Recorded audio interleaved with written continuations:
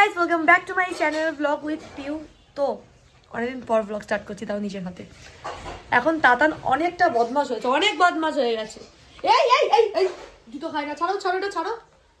আগে ভয় পেতাম ওকে যখন সোফার মধ্যে উঠতো, মানে বসাতাম ওকে, আর আমি যখন কাজ করতাম তখন ভয় পেতাম কি ও সোফা থেকে পড়ে না যায়। ও যখন তখন তো ও নামতে অত মানে পড়েনি, এখন তো নামতে শিখেছে একা একা একা একা ওঠে। এই হ্যাঁ জুতো খাচ্ছে, এখন তো একা একা ও সোফার মধ্যে ওঠে, একা একা নামে। দেখো এরকম আমাকে রাগ দেখায়, ওকে বকালে আর এরকম রাগ দেখা বললে বলে ও। তো এটা দেখো এরকম রাগ দেখায়, দেখো ফোনটা ঘোরালেই দেখাচ্ছে এরকম রাগ, দেখেছো সবাই দেখো।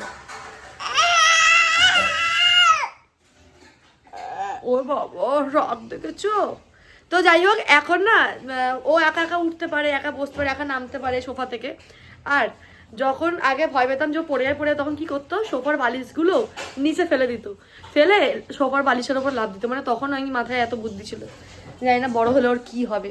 আর একজন হোমওয়ার্ক করতে বসেছে, আমার দিকে তাকিয়ে আছে, ঠিক আছে। এই ব্লগটা স্পেশালি মাম্মামের টিচারের জন্য। কি দেখো,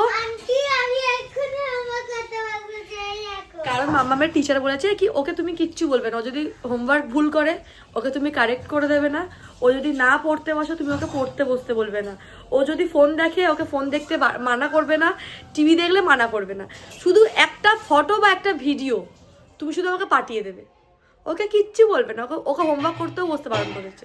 বলছে তুমি কিছু বলো, ও যদি নিজের থেকে ইচ্ছে তবেই বসবে। যাই হোক পড়তে তো বসেছে। আর হ্যাঁ এটাও বলে দিচ্ছি, ও কিন্তু এখনো বলে বলে লিখছে না। আচ্ছা ঠিক আছে, আমি ব্লগ করছি, তোমরা পাশ দিয়ে তো শুনতেই পারো শুধু বলে বলে লেখে। আর আজকে কালকে যেহেতু আমার কদিন ধরে শরীরটা খারাপ, তারাপীঠ থেকে আসার পর, তারাপীঠ থাকাকালীনই শরীরটা খারাপ ছিল, তো একটু হালকা রিচ খাওয়ার থেকে কমিয়েছি, হালকা খাবার খাচ্ছি। পেঁপে আলু দিয়ে ঝোলা, সোমনাথ এনেছে গুড়, লাগা সোমনাথ এনেছে গুড়। তার কারণ হচ্ছে আজকে হচ্ছে পৌষ পার্বণ, আজকে পিঠে বানাবো। আর দিদি আমার শাশুড়ি গুড় এনেছে বিক্রি করার জন্য দেশ থেকে, তো দিদি 2 কেজি গুড় নিয়েছে, ওটা নিয়ে এলো, ওটা দিদিকে দিতে যাবো। কারণ দিদিদের ঘরেও আজকে হবে কি বলে পিঠে হবে, আর ওদের আজকে চিড়ে দই এইসব খেতে হয়, আর কি একটা বলে ওটা খেতে হয়, তো খাবে। তো যেটা বলছি আমার শরীর খারাপ বলে এখন পাতলা ঝোল খাচ্ছি। ব্লগ বানাতে বানাতে আমার স্টোরেজ ফুল হয়ে গেছিল। সোমনাথ আমার জন্য কম জিবির ফোন কিনেছে। এটা কত জিবি সোমনাথ? যাই হোক 120, যাই হোক যত জিবি হোক কম জিবি কিনেছে। আর সোমনাথ নিজের জন্য বেশি জিবির ফোন কিনেছে, তাই জন্য আমি ব্লগ বানাতে বানাতে এখন ব্লগটা স্টপ হয়ে যাচ্ছে। তো কি বাজার করে যাচ্ছে সেটা দেখাচ্ছি একটু পরে, তার কারণ আমার ফোনের স্টোরেজ ফুল। আগের ব্লগটাকে পোস্ট করি তারপরে দেখাচ্ছি। নারকেল কোড়া, নারকেল একা একা দুধ ফুলি করা, মানে কাউকে বলে বোঝানো যায় না। খাবে তো সবাই, যেরকম সোমনাথ খাবে। খাবি? আমি খাই না। খাবি না আজকে? আজকে কিন্তু এটা ছাড়া রাত্রে কিচ্ছু করবো না। কেন? কি কেন? তুই ভালো বলিস, ওই পিঠে পাটা এসব খায় না। তো পিঠে পাটা আর বছরে একদিনই হয়, তোর খেতে হবে, তো মাও খাবে, তোমার ঠিক করে করতে হবে। আজকে করেছি, আজকে করে আমি আমার শাশুড়িকে দিয়ে আসবো, আর অন্য একদিন করবো, ওটা করে আমি আমার মাকে দিয়ে আসবো। যদিকে একসঙ্গে যাওয়াটা সম্ভব নয়। আর মামা আমি 7:30টার সময় পড়া, দিদির কাছে দিয়ে দেবো, ওকে বলবো আজকে দিয়ে আসতে, দিয়ে আমার চলে যাবো, দেরি হয়ে যাবে। ঠিক আছে, তো অলমোস্ট এটা শুধু করে রাখলাম। আর পাটি সাতটাটা আর দুধ পুরিটা ওটা পরে করছি, কারণকে ঘুম পাড়িয়ে দিয়ে তারপরে আমি করবো। একটু হাতে হাতে মুড়ে দিয়ে। হ্যাঁ আমি কি সুন্দর পিঠে বানাচ্ছি, মানে যখন পাটি সাতটাটা বানাচ্ছি চাটু থেকে সুন্দর গোটা গোটা, আর খুন্তিতে যখন তুলে রাখতে যাচ্ছি তখন ওটা ভেঙে যাচ্ছে। আমি ভেবেছিলাম ডিজাইন করে করবো, কিন্তু আমার তো সময় নেই, ছোটো বাচ্চা নেই, এখন ডিজাইনিং করছি, একজন আর করছি না গাইস। কেন? এই যে দেখো না, যতগুলো করেছি ঠিক আছে, কিন্তু কোনো রাখতে রাখতে থাকে এগুলো ভেঙে গেল। রাখার জন্য, রাখার ছিঁড়তে ভাবছি ডাইরেক্ট চাটু দিয়ে উল্টে দেবো একদম। খোয়া খেয়ে দিয়েছি আবার, ওদিকে তাড়াতাড়ি আসছে পিঠে খেতে খেতে। তুমি খাচ্ছ? ভালো হয়েছে, ভালো হয়েছে সব। বাহ, গুড বয়। তো তাহলে এগুলো এখন পুরো ঘরে ছড়াবে আর পরিষ্কার করবে ওর বাবা। না বাবা কেন, মা তো। বাবাই করবে, তার কারণ তো আমি তো ওটা দিইনি, আমি বানিয়েছি সবার খাওয়ার জন্য, নষ্ট করতে তো আমি ওটা দিইনি। বিকেলবেলা যাওয়ার আগে সবাইকে টেস্ট করাবো, রোহিতকে খাওয়াবো, সোমনাথ টেস্ট করে নিতে না পাটি চাপটা করে খেলি না এমনি খাই। এরকম আমার হয়ে গেল, এবার রাখলাম আর ভাঙলো না। আর এতগুলো নারকেল এগুলো কি হয়?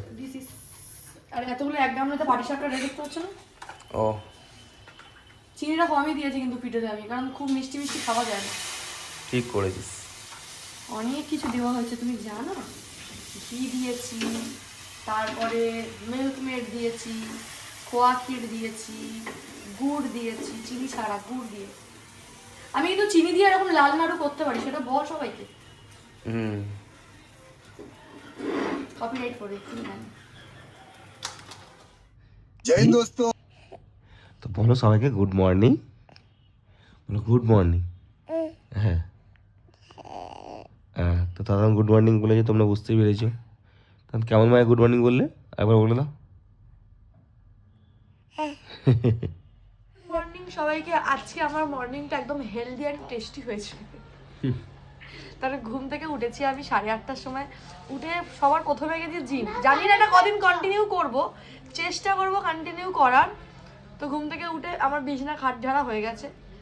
তারপর এখন এই জামা প্যান্টগুলো গোছাচ্ছি। গোছানোর পর ইচ্ছে আছে চান করার, কিন্তু আমি চাইছি চান করতে, কিন্তু আমার ভেতর থেকে আমার যে ভেতরের মনটা ও বলছে করিস না, ভীষণ ঠান্ডা। আর রোজ রোজ গরম ধরে চান করতে আমার গ্যাসটা শেষ হয়ে যাচ্ছে, এর থেকে বেশি কিছু নয়। যাই হোক, কাজ টাজ করি, কাজ স্টার্ট করেছি। সারাদিন কেমন যায় তোমাদের সঙ্গে শেয়ার করব। আর ভালো ভালো রিলস দেওয়ার চেষ্টা করব, শর্টস দেওয়ার চেষ্টা করব।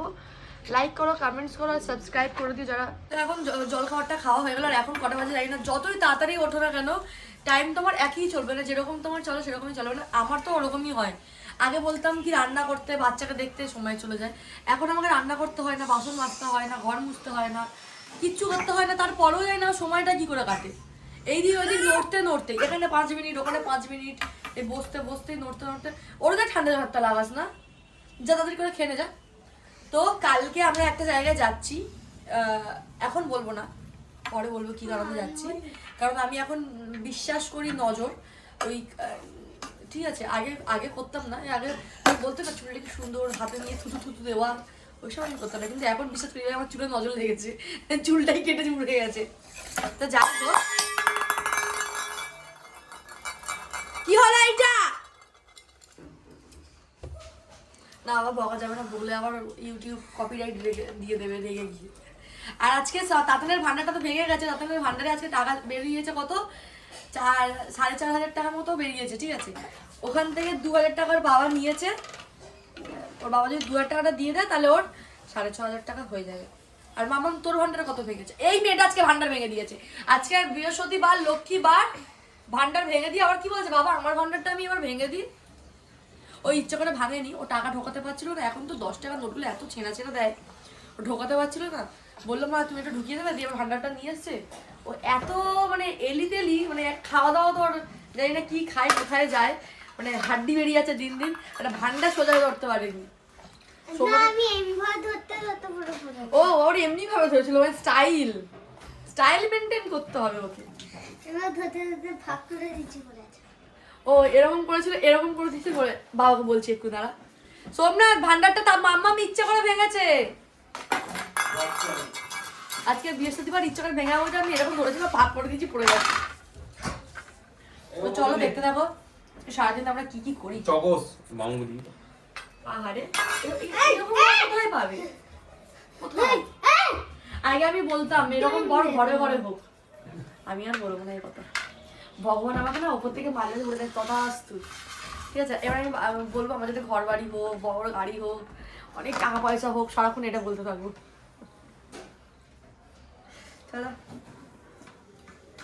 তো ব্লগটা তোমাদের কেমন লাগলো সেটা তো তোমরা জানাবেই। আর তার সঙ্গে একটা কথা বলি, আমাদের ফেসবুকের 2খানা অ্যাকাউন্ট আছে। একটা হচ্ছে সোমনাথ পিউ সর্দার, আর একটা আছে ব্লগ উইথ পিউ। তো তোমরা যারা যারা ইউটিউবে দেখছো তারা তারা গিয়ে ফেসবুকে একটু ফলো করে দিয়ে এসো, কারণ ফেসবুকে আমরা ভালো শর্টস দিই। আর যারা যারা এখন ব্লগ দেখছো সাবস্ক্রাইব করো, তারা সাবস্ক্রাইব করো। নতুন নতুন ব্লগ আসার পরে তো তোমরা সবার ফার্স্ট দেখতে পাও। আর কেমন লাগলো আমাকে কমেন্টসে জানাবে। টাটা, বাই বাই, দেখা হচ্ছে নেক্সট ভিডিওতে।